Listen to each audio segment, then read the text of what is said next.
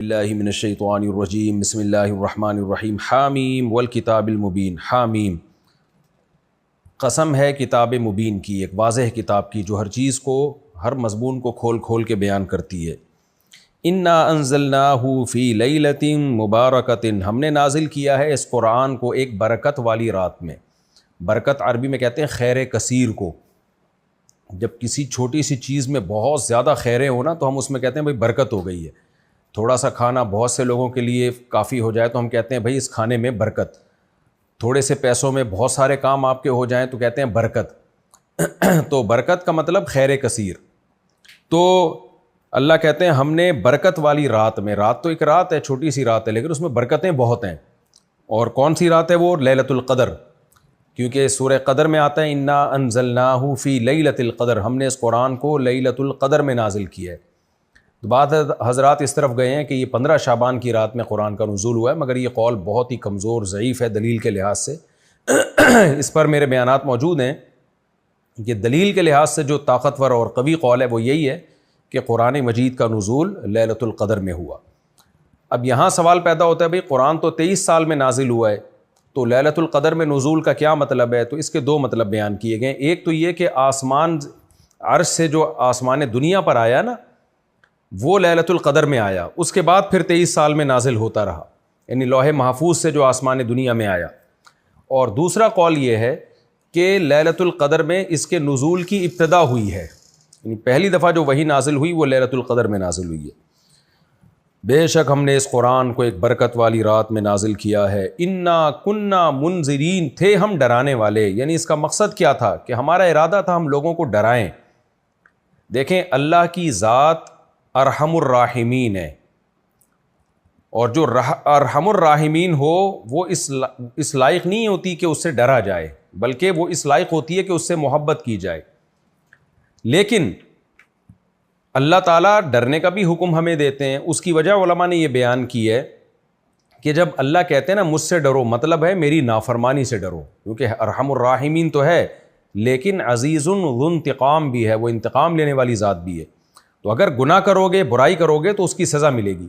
تو قرآن کہتا ہے کہ ہم نے قرآن کو اس لیے نازل کیا کہ دنیا میں بہت ساری برائیاں عام ہو گئی تھیں، شرک، زنا، شراب، والدین کے ساتھ نافرمانی، قطع رحمی، دنیا میں قتل و غارت جو عرب میں تھا اس وقت سب کو معلوم ہے، اور پوری دنیا میں تھا، جو ظلم عورتوں پہ ہوتا تھا، بچوں پہ ہوتا تھا۔ تو اللہ کہتے ہیں ہم نے قرآن اس لیے نازل کیا کہ ہم انسان کو ڈرانے والے تھے، یہ بتانے کے لیے کہ دنیا امتحان کی جگہ ہے، تم اگر یہاں ظلم کرو گے، برائی کرو گے تو اس کا تمہیں آخرت میں تمہیں بدلہ دینا، آخرت میں تمہیں اس کا بدلہ ملے گا۔ تو اس کے لیے قرآن نازل ہوا ہے۔ جبکہ جو قرآن کے منکرین ہیں وہ کہتے ہیں کوئی حساب و کتاب نہیں ہے، تو وہ دنیا میں جرائم کا ذریعہ بنتے ہیں پھر ایسے لوگ۔ فیہا یفرق کل امر حکیم، یہ وہ رات ہے جس میں ہر حکمت والا کام اس کا فیصلہ کر دیا جاتا ہے۔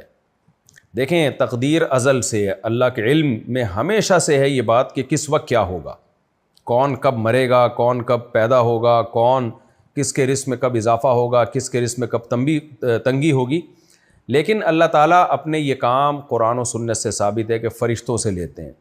تو اللہ تعالیٰ جو لوح محفوظ کی جو تقدیر ہے اس کے حساب سے اس سال میں اللہ تعالیٰ فرشتوں کے حوالے کر دیتے ہیں کہ اس سال فلاں کو رزق دینا ہے، فلاں سے رزق چھیننا ہے، فلاں کے لیے کی زندگی کو بڑھانا ہے، فلاں کی زندگی کو کم کرنا ہے۔ بڑھانے کا مطلب کیا ہے؟ اللہ کے علم میں تو تھا اس کی موت کب واقع ہوگی، لیکن ایک ظاہری لحاظ سے یہ ہوتا ہے کہ بھئی یہ بیمار ہے، اس سال اس کی موت ہو جائے گی، لیکن اللہ فرشتے کے حوالے کر دیتے ہیں یہ بات کہ اس کو صحت دینی ہے، اس کی ابھی موت واقع نہیں ہوگی۔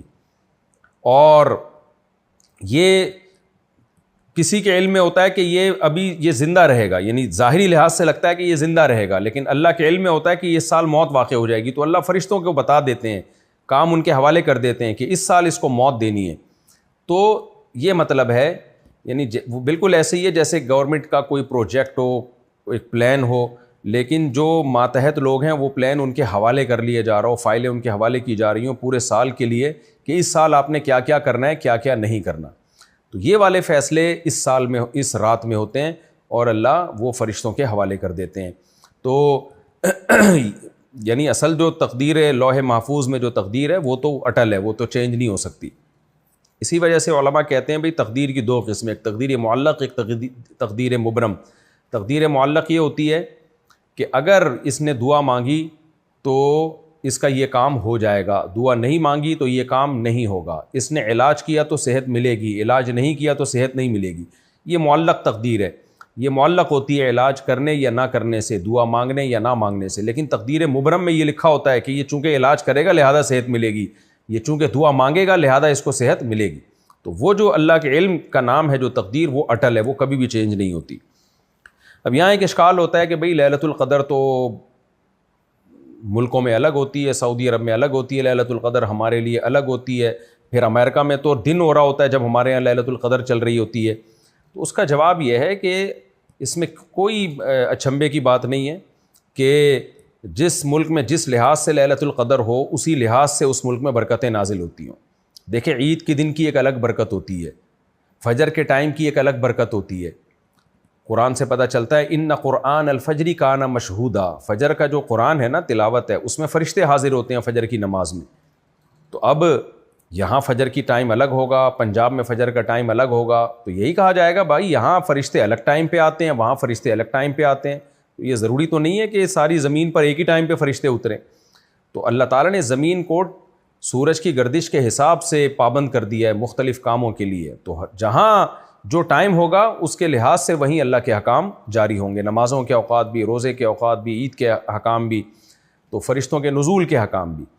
تو اس پہ کوئی فرق نہیں پڑتا کہ سعودی عرب میں اگر لیلۃ القدر الگ دن ہے تو الگ رات میں آ رہی ہے تو وہاں اس دن برکتیں نازل ہوں، اور ہمارے ہاں جب لیلۃ القدر آ رہی ہے تو اس دن برکتیں نازل ہوں، کیونکہ لیلۃ القدر میں قرآن کہتا ہے فرشتے کثرت سے زمین پہ اترتے ہیں، تو ظاہر ہے اسی زمین پہ اتریں گے جہاں لیلۃ القدر ہوگی۔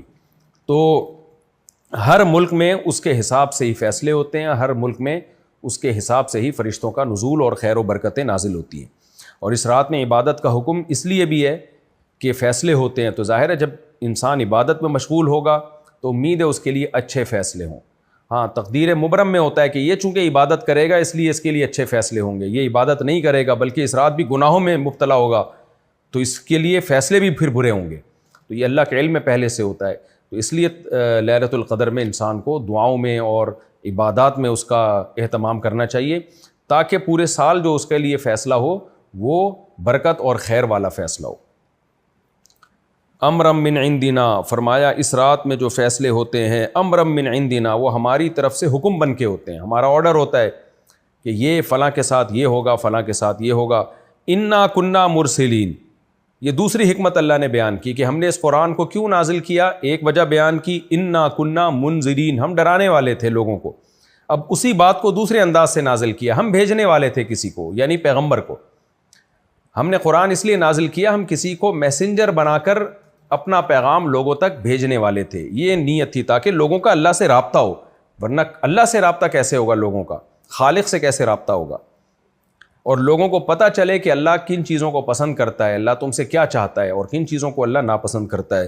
رحمتا من ربک، اب چونکہ شروع میں اللہ نے بتایا نا کہ ہم نے قرآن اس لیے نازل کیا ہم تمہیں ڈرانا چاہتے تھے، تو اس سے یہ وہم ہوتا ہے کہ گویا قرآن لوگوں کے لیے زحمت ہے، معاذ اللہ ایک لوگوں کے لیے ایک مشکل کا ذریعہ ہے۔ تو اللہ نے بتایا نا نا نا نا، تمہارا رب یہ سب کام، قرآن کا نزول اور پیغمبر کا انتخاب، کسی کو پیغمبر بنانا، یہ سب اس لیے کر رہا ہے، یہ تیرے رب کی رحمت ہے، تو انسانوں پر رحم کرنے کے لیے تاکہ وہ جنت میں جائیں، دنیا بھی اچھی ہو آخرت بھی اچھی ہو۔ ہاں ڈرایا اس کو جا رہا ہے جو برائیاں کرے گا، تو اصل مقصد اس کا لوگوں کو جہنم میں لے جانا یا لوگوں کے لیے مصیبت بننا نہیں ہے، بلکہ اصل ہے لوگوں کو اللہ کی طرف لانا تاکہ ان کی دنیا بھی کامیاب اور آخرت بھی کامیاب۔ تو قرآن اصل میں رحمت ہے، زحمت نہیں ہے۔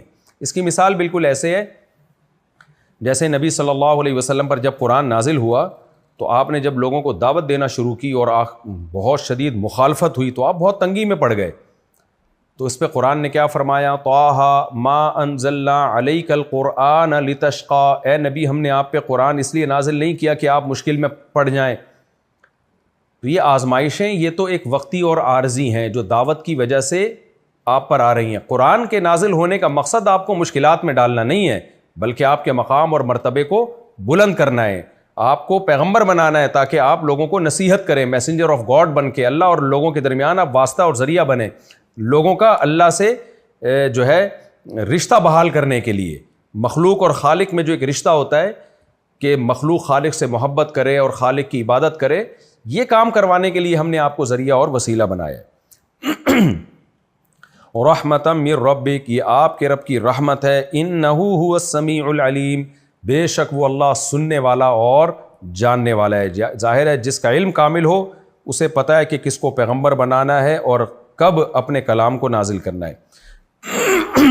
رب السماوات والارض وما بینہما, اور وہ معمولی رب نہیں ہے, وہ آسمانوں کا پالنے والا, وہ زمین کا پالنے والا, اور جو کچھ آسمانوں اور زمین کے درمیان ان کا پالنے والا.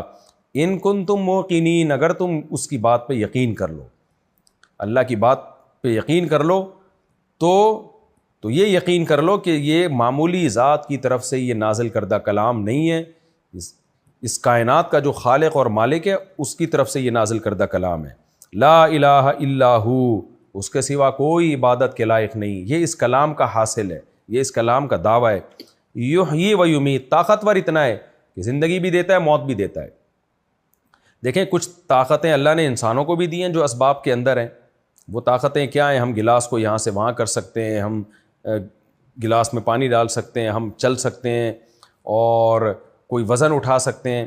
لیکن زندگی اور موت دینا یہ بہت, کیونکہ ابھی تک حیات کو ایکسپلین ہی نہیں کیا جا سکا ہے کہ حیات کی ڈیفینیشن کیا ہے, زندگی کسے کہتے ہیں. تو بے جان سے زندہ کو پیدا کر دینا یہ بہت بڑا کمال ہے. تو اس لیے اللہ کہتے ہیں وہ زندگی دیتا ہے, وہ موت دیتا ہے. ربکم, وہ تمہارا رب ہے, یعنی اللہ اپنے وجود کے بھی دلائل دے رہا ہے کہ یہ خود بخود نہیں ہو سکتا کسی چیز میں زندگی پڑ جانا اور موت, زندہ چیز سے موت اور موت سے زندگی, یہ آٹومیٹیکلی یہ سسٹم انسٹال نہیں ہو سکتا اس دنیا میں, اس کائنات میں. اور ان سیلز میں جو سائنسدان بولتے ہیں نا یہ خود بخود ہوا ہے, یہ نہیں ہو سکتا, بلکہ کوئی ذات ہے جس کے ہاتھ میں موت اور حیات ہے. وہ تمہارا بھی رب ہے اور تمہارے آبائکم الاولین, جو پہلے باپ دادے گزر چکے ان کا بھی وہی رب ہے.